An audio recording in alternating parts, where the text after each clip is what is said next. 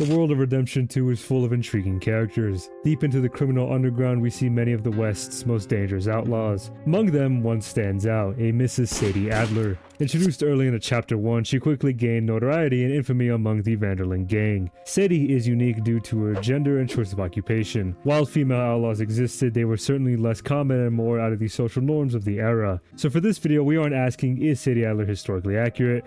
We're asking, how does Sadie Adler fit into real history? It is a similar question, but it allows for flexibility in the following sections. Let's begin with her physical attributes.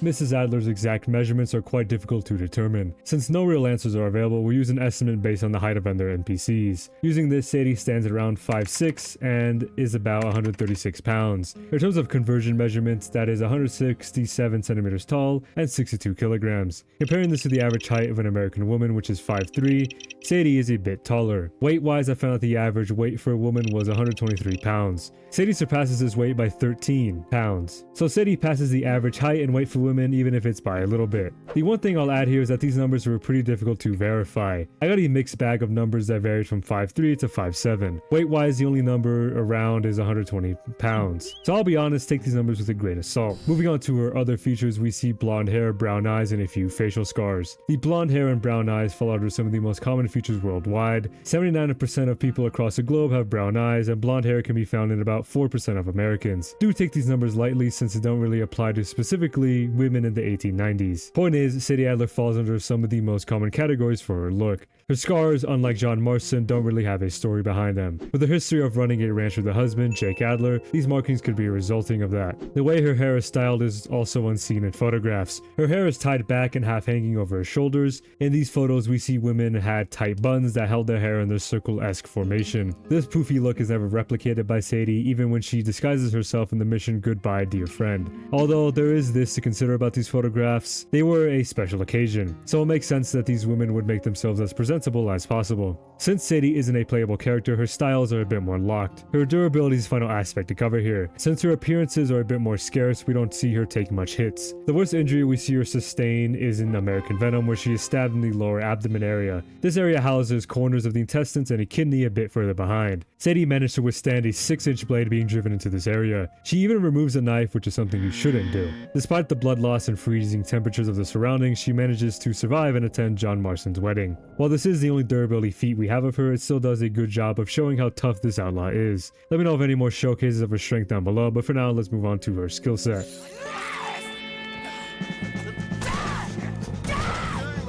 Unlike the previous two videos, Sadie Adler doesn't have Deadeye or a real representation of her draw speed. In terms of her accuracy, we can use cutscene information for the most canon data. The three major gunfights we can use here are from these missions: Further Questions of Female Suffrage, Mrs. Sadie Adler Widow 2, and American Venom.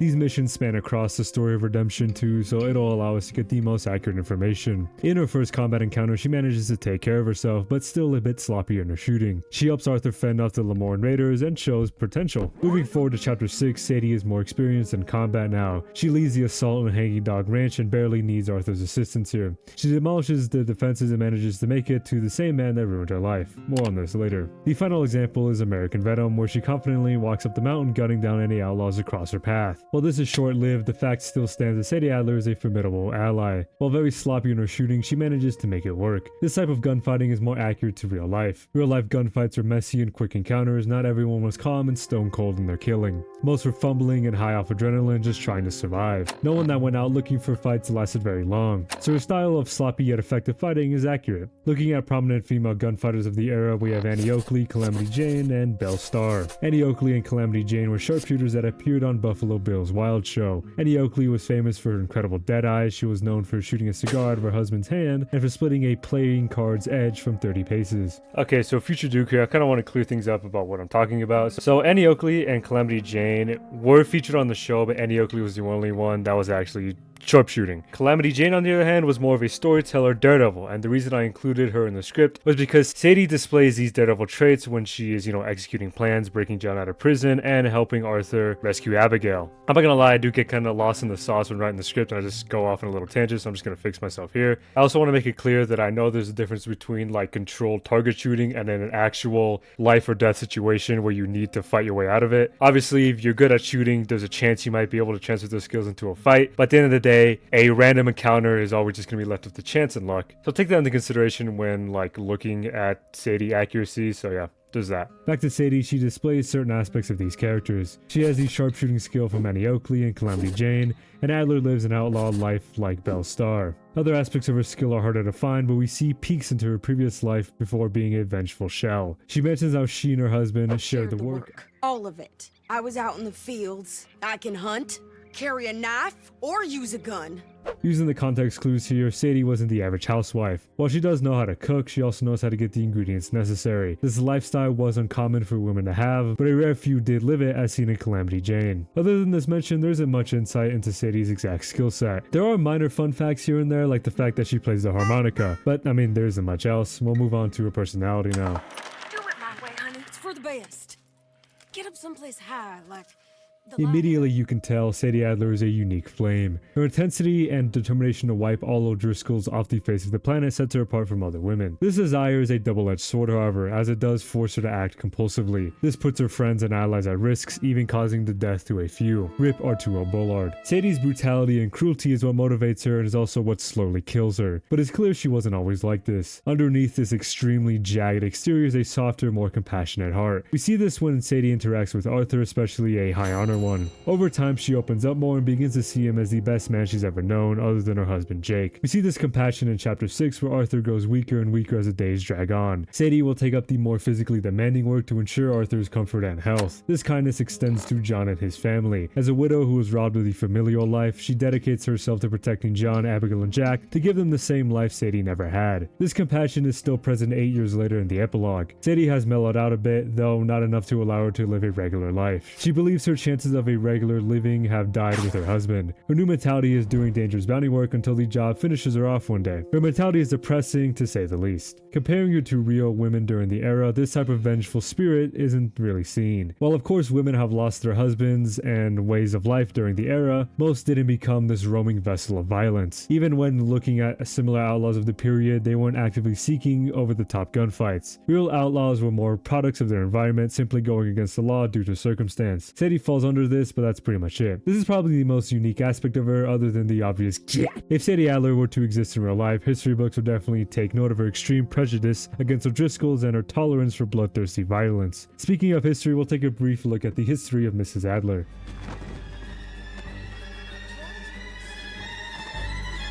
Very little of Sadie Adler's childhood or growing years is provided, given it's not really necessary to know. What is known is she was raised in a rough environment that forced her to hunt animals and be a proficient horse rider. In September of 1896, Sadie married the love of her life, Jake Adler. Together, the couple owned a ranch in Ambarino. For a few years, the two lived the typical white picket fence fantasy. That was until 1899, when the fence was reduced to ash. A few outlaws belonging to the O'Driscolls robbed the homestead and shot Jake Adler dead. Sadie Adler manages to retreat to the cellar, hopefully avoiding harm. I'll bring this up now just to be thorough, but be warned that it will cover the topic of sexual assault. Skip ahead if you're sensitive to that topic. In the mission, Mrs. Sadie Adler, widow 2, Sadie tells Arthur the fat fellow... That fellow with the beard? Him? He's mine. Later, when returning to the cabin, Sadie's last words to the fat ass are, "I told you you'd see me again." Now, while this most likely hints at the man being the one who killed Jake Adler, there are those who theorize Sadie suffered a worse fate. They claim this man raped Sadie before she was able to retreat to the cellar. While certainly a dark theory that unfortunately would be a realistic aspect in history, there's enough evidence against it to wave this theory off. Moving forward, Sadie is given food and board by the Vanderlyn gang. Eventually falling in with the hierarchy, she reluctantly helps Pearson prepare the gang's meals. This is short-lived, however, as she grows tired of being given redundant work. After some short convincing and a massive firefight later, Sadie is promoted to an enforcer. She will guard the camp and be entrusted with its protection. Still, she is ambitious to tag along on the heists. When the boys are stranded on Guarma, it falls upon her and Charles to round up the remaining Vanderlands and get them to safety. In Chapter 6, Sadie takes a more direct role in the gang. She helps Arthur break John out of prison and promises to help the Marston family escape persecution. It's during this time that Como Driscoll is scheduled to be executed in Saint Denis. Sadie, Arthur, and Dutch watch the event to prevent his escape and ensure the end of the O'Driscolls. However, it isn't until Sadie eradicates the camp that houses the remaining outlaws that the gang is fully destroyed. Whether Arthur helps or not, Sadie Adler avenges her husband and is finally unshackled from the burden. Nearing the end of the chapter, Sadie tags along to help the natives fend off the army at Cornwall's factory. She's finally allowed to help the gang rob an army payroll train, though this directly leads to her final moments with Arthur. Sadie fulfills her promise to Arthur and helps John escape. Moving forward to 1907, she lives a very stagnant life. Sadie is either hunting down a bounty or downing a bottle of cheap liquor. While not having much to live for, she tasks herself with bringing down Micah once and for all. Surviving the brutal battle at Mount Hagen, Sadie decides she has enough of America. Retreating down to South America, her fate after the end of the game is left uncertain. This was a lot to swallow at once, so we'll cover her story piece by piece when comparing it to real history. Her early years are very similar to that of real outlaws. Not everyone was born with an inherent desire to break the law. Most were forced to as they grew older and simply became accustomed to it. Using Belle Starr as an example here, she was involved with many outlaw gangs and eventually became a prolific member in most of them. Her early life wouldn't have suggested this, as she was raised by a hardworking father and was classically educated. Considered rowdy, Belle Starr would associate herself with outlaws as she grew older. This relates to Sadie, as her involvement with the Vanderlands wasn't a set directive, she became one out of necessity. Once joining the gang, she isn't immediately thrown into the violence. She is given light work such as cooking and cleaning. While different from the other women in the gang, she is treated like the rest of them. This falls in line with the stereotypes of the era, men being the breadwinners while women did the basic chores. It's not until the further questions of female suffrage that Sadie establishes herself as a different type of woman. Sharing the work with her husband, she makes it clear that she isn't a fishwife. She does prove her worth to the gang as time moves on, and becoming a vital member in defending the camps and tagging along on heists. While other women similar to Sadie did exist, most didn't have central roles in their groups. Even prevalent female outlaws were simply a part of the gang, not head muscle like Sadie presents herself to be. When the group disbanded and Sadie was on her own, she dedicates her life to becoming a bounty hunter. Unlike how the media portrays the profession of hunting bounties, it wasn't that prevalent of a job back in the West. It was incredibly dangerous and unreliable, meaning it wouldn't be an ideal career. So out of the few bounty hunters that did exist, an even smaller percentage were women. While no reports or facts can back this up, it's a safe assumption. Her departure south once revenge is dealt wouldn't be as far-fetched as it seems. As I mentioned in my Arthur video, many outlaws escaped the US to evade persecution. Examples in redemption are Javier and Bill escaping to Mexico and Dutch's grand plan of Tahiti. While Sadie wasn't as wanted as the rest of them, emigrating to South America would give her a fresh start. Many outlaws in the West sought this freedom. The introduction of federal regulations was seen as crushing to the democracy many Americans grew to depend on. This is the basis of Dutch's philosophy, but that is a video for another time. Back to Sadie, her history is unique enough but not too unbelievable. While she certainly stands out compared to the average woman of the time period, I wouldn't say it's enough to call her inaccurate or a misleading representation. Rockstar added enough reality to fit Sadie into real history, but we aren't done yet. We'll take a look at some final aspects before concluding. And some new clothes, I see. Don't start. Since Sadie isn't a playable character, her outfits are easier to analyze. Mrs. Adler has 4 outfits throughout Redemption 2. Her first outfit is a long blue dress with a blue coat over the top. She dresses similarly to the other women, even if it is short-lived. This dress has a few variations. Sometimes she is seen with a thicker coat or with a simple vest. The mission, The Further Questions of Female Suffrage, sees a drastic change in Sadie's wardrobe. From this point forward, she dresses in a more masculine manner. She sports black pants, a yellow collared shirt, gray overalls, a brown stalker hat, and a brand new gun belt and holster. Arthur comments on this by saying, "New pair of pants and you think you're Landon Ricketts." Sadie wears this outfit for the next few chapters up until the boys get stranded on Guarma. When Arthur and crew return, she wears a white collared shirt and a cyan bandana. Her pants and gun belt stay the same, though she has another holster added to her left thigh. Her final appearance isn't too different, but she has more layers over the basic white. Instead of a blue handkerchief, she has a black tie. The biggest difference is the addition of a black leather shotgun coat. Besides these main 4 outfits, Sadie is seen in a few different unique sets throughout Redemption 2, notably in Goodbye Dear Friend and American Venom. Here we see Sadie in a more conventionally feminine outfit, wearing a high-class yellow dress and feathered hat. Next, her outfit when attending the Marston wedding is simplistic, being a 2-piece white and black dress set. Comparing all this to real history, only a few of Sadie's outfits actually fit into reality. Real women fashion in 1890s America is intricate. Women wore grand dresses with an equally fancy headpiece. More simplistic outfits existed as well, like these 2-piece dresses with no headgear. However, it is important to consider that the women in these pictures were dressed themselves to look as beautiful beautiful as possible. Even then, the usual